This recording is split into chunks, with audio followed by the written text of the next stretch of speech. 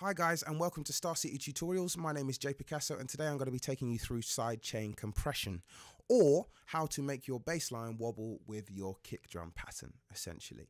So first things first, I'm just going to play you what beat I have in front of me and get straight into it.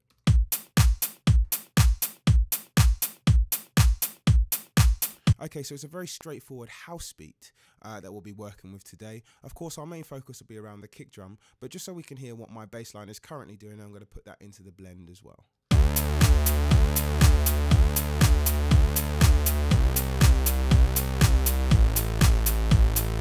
So as you can see, my bass line is very, very simple. It's actually down here. Okay, and basically all I've done is held these sustain notes up until the end, and basically it's not doing anything more than that.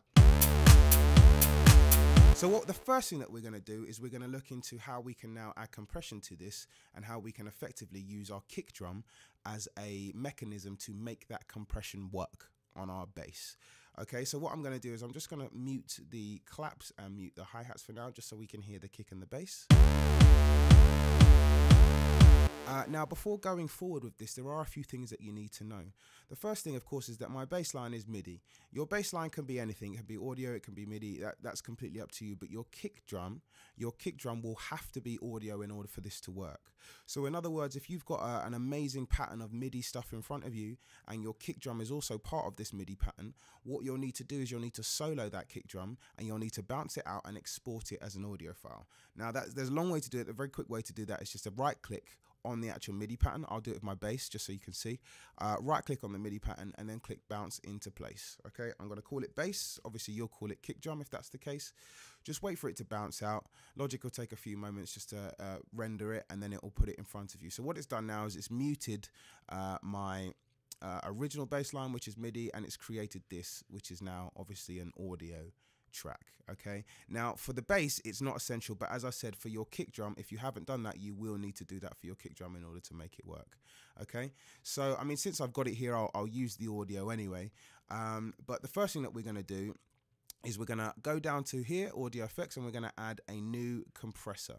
Okay, now you can add whatever compressor you want from here, to be honest with you, and if you use other compressors outside of the Logic package, then of course feel free to use those. Some do not have this sidechain option here, so that's really what we're looking at. Some do, so just make sure that one that you're trying to use has that option in order to make it work. Now, of course, even in here we can change the face of it, but for now we're just going to use the standard one that comes along, just to keep to the point. So the first thing that I'm going to do when I'm in here is I'm going to go to this sidechain option, which currently says none, and I'm going to find my kick drum. Now, this is why it needs to be audio, because this will not allow you to find MIDI. There are no MIDI options in this particular menu here, so it has to be an audio. And basically everything that is listed on the left hand side will also come up here as far as audio is concerned. So as I bounced my bass out earlier, it's now become a bass pattern, as you can see here, but what we're actually looking for is my kick drum. So I'm going to select my kick drum. And that's it. Now, as soon as I press play, we can actually see that the compression is coming into use already. Now, what's actually happening is that my compressor is sitting on my bass pattern, but it's listening to my kick. So what it's doing is it's compressing my bass in relation to the kick drum. So every time the kick drum hits, it's actually compressing my bass drum, which is what's giving us that sort of wobble feel. So if I play that back,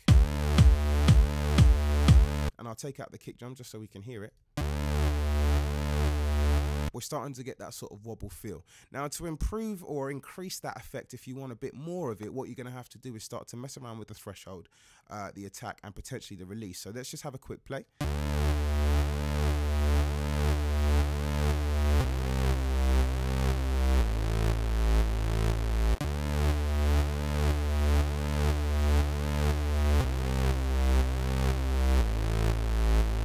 So that's already given our bass a massive type of wobble. Now, if I turn that off just so we can hear the difference, turn it back on. Okay, so put that with our pattern.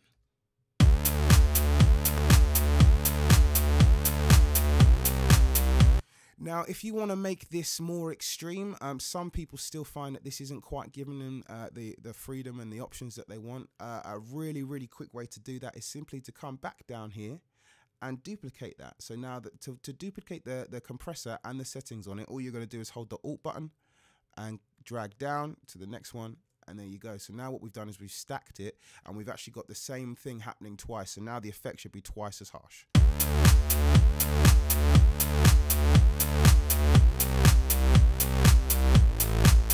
Now, if that is too harsh for some of you, again, come back into the compressor, maybe have a fiddle with having a look at some of these. But otherwise, feel free, again, as I mentioned before, just to mess with the threshold and attack and release, and you should start to find that you're starting to customize the way that it's started to wobble. Bearing in mind also that it is wobbling according to my kick drum pattern. So if I wanted it to wobble differently and I wanted it to wobble more intensely, for example, and I doubled my kick drum pattern, let's listen to that.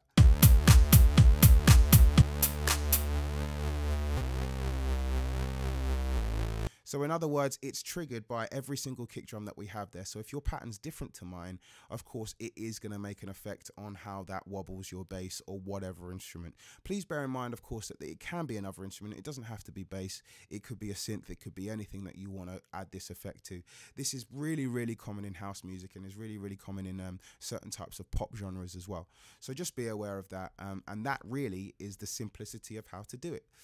So if you have any more questions or anything that I haven't quite fully explained properly, please feel free to email us at info@starcitystudios.co.uk. You can, of course, find me on Twitter at P1Casso, and I will always answer any questions, and really looking forward to hearing from you guys. So as I said, we will be making more tutorials in the coming weeks, so please look out for those. And as I said, if you have anything else to ask, feel free to get in touch. Okay guys, thanks for that. Take care. See you soon.